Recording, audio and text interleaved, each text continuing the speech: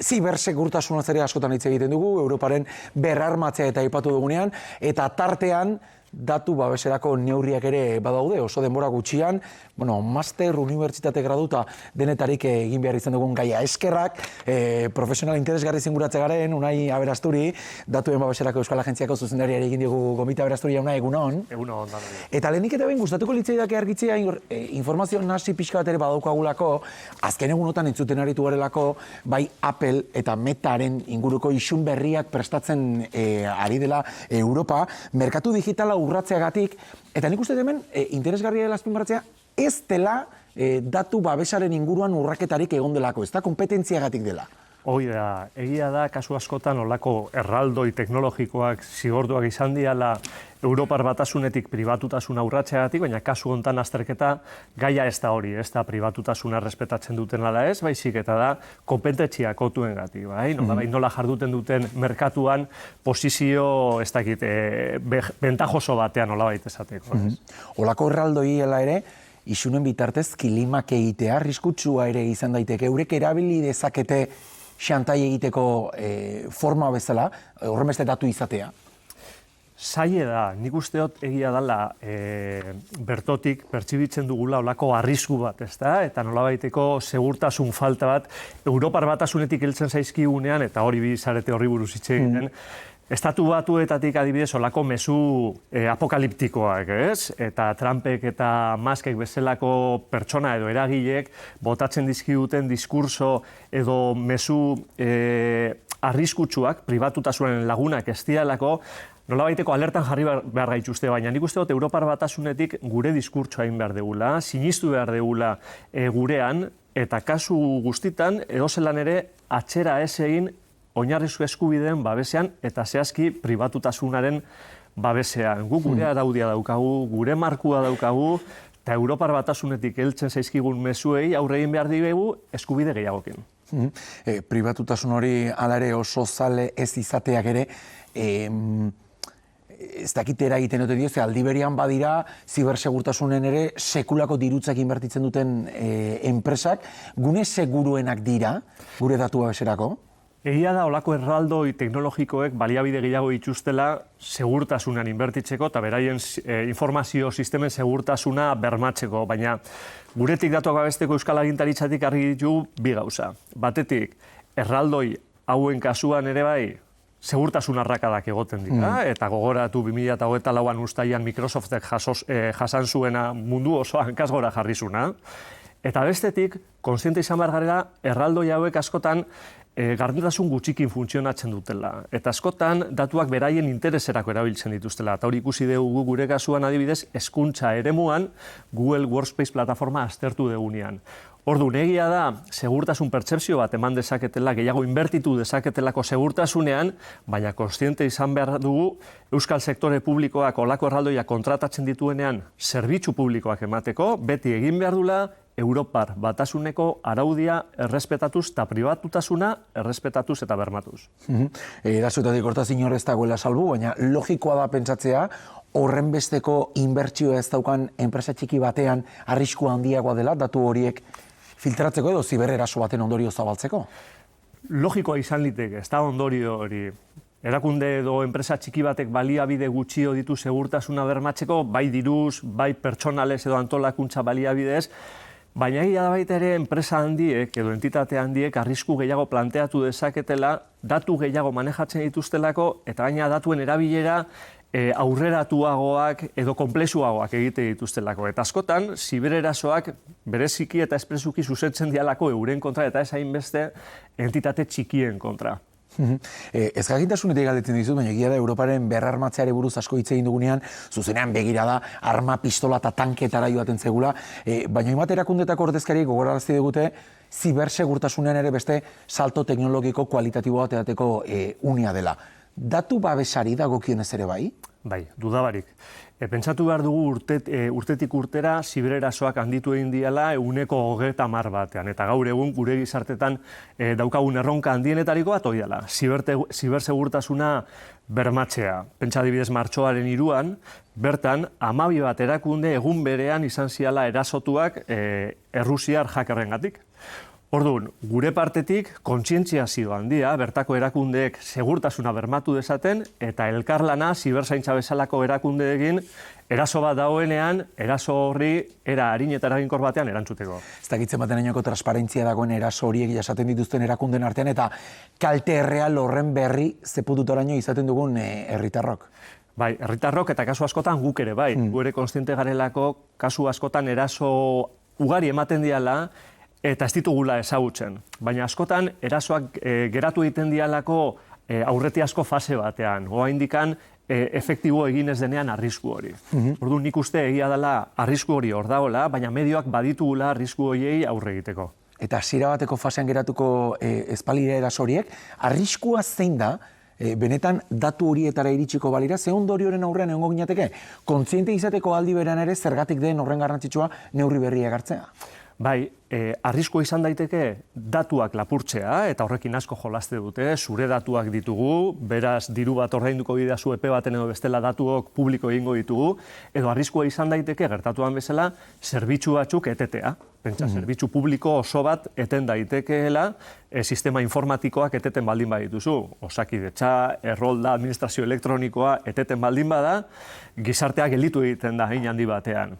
Orduan, lehen neurria kontzientziazioa, dudabarik. Eta bigarrena neurri teknikoak, inbertsioa. Neurri teknikoak jarri mahai gainean eta elkarlana erakunde ezberdinen partetik olako bera bat ematen denean jakiteko nola erantzun egoera horri. Ze kontra esakorra garen, ze kontzientziazioa badakigu, zuen 2024ko txostena gainera agerian uzten du, kezka sortzen duela datu horiek modu publikoan zabaltzea, baino aldi berean ondoren onartu eta erabate irakurri gabe sistematikoki egiten dugun zerbait da. Kriston borroka daukagu hori, kontradikzio hortan nabigatzeko nolabait. 20 urte bete dituguk, erakunde bezala, aurten ospatu dugu nolabait esateko gure urte betetxea, eta 20 urte hauetan gauza asko aldatu dira, eta aldatu denetariko bat segurunik garrantzitsuena erreklamazio kopurua izan da. Koiztu egin dira, Koiztu egin dira, eta guk azken urteetan 200 espedientetik gora eizapidetu ditugu. Urrengo urtean, segurunik langa hori gainditu egingo dugu gainea, eta are gehiago, ez da bakarrik espediente gehiago izapidetzen ditugula, baizik, eta da baita ere, gero eta kasu konplexuagoak ditugula. Adibidez? Adimen artifizialarekin zerikusia daukaten kasuak. Hor erronka handi bat daukagu mahai gainean, arau berri bat onartu Europar Batasunean, adimen artifiziala arautzen duna, eta hori errealitatera eramateko eta aplikatzeko, duda asko, incertidumbre asko, ez jakintasun handia dago, oraindikan, bai? Eta agerikoa da, bai eremu pribatuan eta publikoan adimen artifiziala gerota gehiago erabiltzen dela. Eta adimen artifizialen erabilera kasu gehienetan datu pertsonalen erabilera dakar. Eta hor sartzen da, zuk esan dagoa, kontzientziazioa. Kontziente izan behar gara, eta hor erronka handia daukagu guk, datuak babesteko Euskal Agintaritza bezala. Asko egin behar dugula jendeak kontziente izan dadin sentsibilizatzeko, norberak bere nortasuna garatzeko, ezinbestekoa dela, gure datuekin gertatzen dena kontrolatzea. Orduan zuk esan dozun onartu hori egiten dugunean, alarma bat piztu behar zaigu hor. Jakin behar dugu zer egiten ari garen gure datuekin, gure nortasuna garatu alizateko askatasun osoz. 2024ko txostenak egin justu, argite garberak usten du gainera, ze kezka garrantzitsu dagoen ze datu konkreturi buruz. Bai, badaude hor sektore estrategiko batzuk nolabait esateko. Hezkuntza da bat, segurtasuna da beste bat, eta nik esango nuke izarra gurean gutxinez gure etxean osasuna dela. Heltzen zaizkigun erreklamazioetatik portzentai altuena osasun eremutik heltzen zaizkigu. Eta logikoa da, oso datu sentiberak dialako, eta herritarrak oso kontziente garelako gure osasunari buruzko datuek gure intimitatea erakusten dutela. Adibide bat, heldu zitzaigun kasu holan kurioso bat, zeinetan Osakidetzako profesional batek bere auzokideen historia klinikoak ezagutu zituen komunitateko batzarretan bakoitzari gauza ezberdinak leporatzeko. Jendeak jakin nahi du zer gertatzen den bere historia klinikoakin, nor sartu dan, zertarako sartu dan, eta dudaren bat planteatzen denean guregana jotzen du, gu hortarako gaudelako. Eta kasu horretan konkretuan, ikusten duzu ondoren teknologiak ematen dituen arrautza horien paralelo ere neurriak isunak edo badatozela, ez da, araututa dago araubo uste hori, ze hori araubo uste bada, egin zuen pertsona horrek zezigor izan dezaken, edo zentzu horretan ere, bueno, askotan teknologikoa badoa alde batetik eta araudia bestetik. kasu hontan zehazki eta antzeko kasuetan neurriak hartzen dira era ezberdinetakoak. Guk espediente bat izapidetzen dugu, zigor administratiboa jartzen dugu, gero barne eremuan Osakidetzan ere zigor disiplinario bat jar daiteke, eta kaltea delitu bat baldin bada, epaiketetan bukatu dezake kasuak. Arago uste bat dagoenean erantzuna dago administrazio eta epaitegien aldetik. Badago nolabaiteko koherentzia olako kasuetan. Eta erreparazioa, bada lanaren zati baita ere, bizilagun horien artean, imaginatzen dut, datu horiek behin publikatuta, isuna hartuta edo erabaki hori hartuta ere, kaltea hor dago. Kaltea hor dago eta kaltea erreparatzea kasu askotan oso zaila. Eta kasu horretan bizilagun horiek ez zuten onartu eman? Ez, kasu hortan arazoa, ez dugu esango Osakidetzarena izan zana, bai alde baten, baina batez ere langile batena, horrat, kontzientziazioa, eta batez ere sektore publikoak datu ugari manejatzen ditulako. Langileak sektore publikoan kontziente izan behar dira, ze garrantzitsua den pribatutasuna babestea, herritarren pribatutasuna sari garelako. Bueno, eta herritarren konfiantza ere bai, horra adibide desberdina dauzkagu, Googleen alternatibak isa duela gutxi ezagutu dugun Mi DNI aplikazioa, nan txartela soinen eraman beharrean, mugikorrean eramatea albidetzen diguna, baina publiko egitearekin batera, hainbat aditu koartarazi zuten ze puntutaraino dagoen bermatuta halako sentsibilizazio maila daukan dokumentu batekin, horren sentsibilitatean dokumentu batekin, ez ziotelako erabateko fidagarritasuna ematen aplikazio horrek? Ia, gurenan txartelan bertan datu ugari azaltzen dira. Nanaren erabilera berri bat emango denean, ondo dago nolabait alarma piztea. Eta batez ere segurtasun aleran alarma piztea, nan hori mugikorrean eramango dugunean nolabait. Baina nik esango nuke kasu honetan, segurtasun neurri nahikoa hartu diala. Eta neurri teknikoak dira, sartzeko gakoa behar duzu edo biometria erabili behar duzu, datuak ez dituzu zure mugikorrean gordetzen, ez daude zure mugikorrean, baizik eta erabili nahi duzunean deitu egiten duzu poliziara eta poliziak emate ditu unetarte zehatz bat, ez?